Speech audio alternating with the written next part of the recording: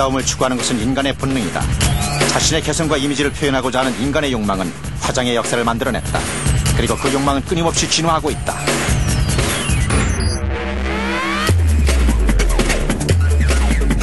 세계 4대 패션쇼의 하나인 2002 뉴욕 컬렉션. 이 패션쇼의 메이크업 공식 본업체로 태평양의 라네즈가 선정됐다. 이제 우리의 브랜드로 세계적인 패션을 창조하는 데 동참하고 있다. 2000년대 초반 태평양은 마케팅 전략에 있어 큰 변화를 단행했다. 그동안 2, 3년 주기로 등장하던 브랜드 숫자를 줄이고 브랜드의 기능을 강화시킨다는 내용이었다. 이미 포화 상태에 이른 국내 시장에서 살아남기 위한 전략이었다. 지난 93년 중국 시장에 진출한 이후 동북 삼성을 중심으로 시장 기반을 잡아온 태평양은 이제 라네즈 단일 브랜드로 중국 시장을 새롭게 공략하기로 결정했다. 지난 시절 동남아 시장에서 저가 공략으로 실패를 경험하면서 고급 브랜드의 필요성을 절감했기 때문이다.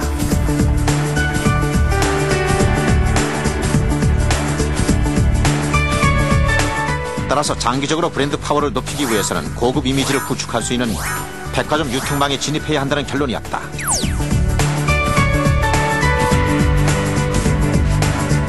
태평양은 라네즈 브랜드 진출을 앞두고 세계적인 컨설팅 회사에 자문을 의뢰했다.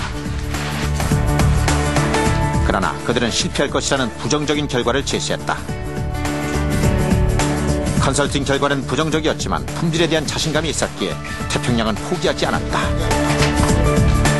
이제 중국 시장도 개방이 돼서 나름대로 이제 그 미에 대한 의식들이 굉장히 커가고 있는 상황에서 우리 라네즈를 가지고 그 아시아 시장으로 같이 함께 한다면 충분히 아시아인에 대해서 이런 좋은 그 미의 가치를 우리 태평양에 할 수 있겠다 하는 생각을 갖고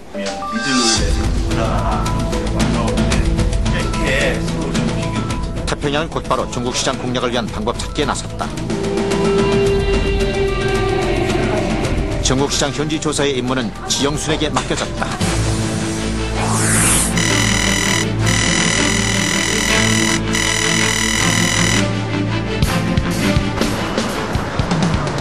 (1차) 대상지로 떠오른 시장은 중국 유행의 중심지 상하이.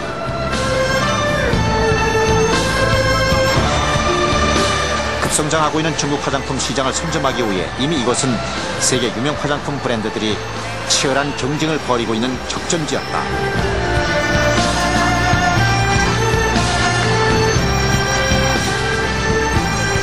태평양은 성공적인 중국 시장 진출을 위해 3년에 걸친 철저한 사전 조사에 착수했다. 상하이로 급파된 지영수는 부정적인 컨설팅 결과를 불식시키기 위해서 직접 발로 뛰며 중국인이 원하는 화장품이 무엇인지를 찾기 위한 현지 고객 조사에 만전을 기했다.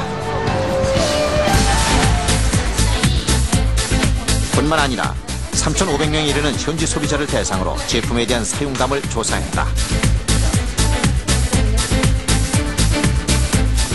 우리나라와 기후는 물론 생활습관, 화장습관이 다른 중국 여성들의 취향을 알아야 그 나라에 맞는 제품을 개발할 수 있기 때문이다.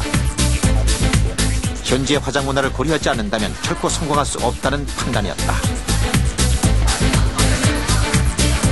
실질적으로 중국 여성들이 한국 여성들은 이렇게 피부가 굉장히 이쁘다, 깨끗하다 그런 인식을 많이 갖고 있었습니다.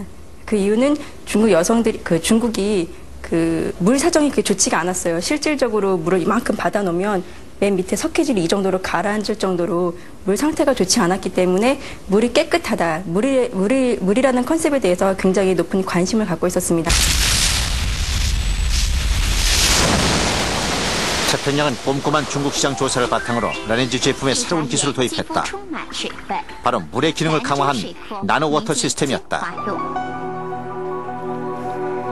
일반적인 물 분자는 피부 흡수율이 떨어진다. 미세한 물 분자로 이루어진 나노워터는 피부에 직접 침투해서 수분 유지가 가능하다는 장점이 있었다. 한편 중국의 넓은 국토와 다양한 기후 특성에 맞춰 국내 제품보다 적은 용량으로 제작하고 사용감도 가볍게 변화시켰다.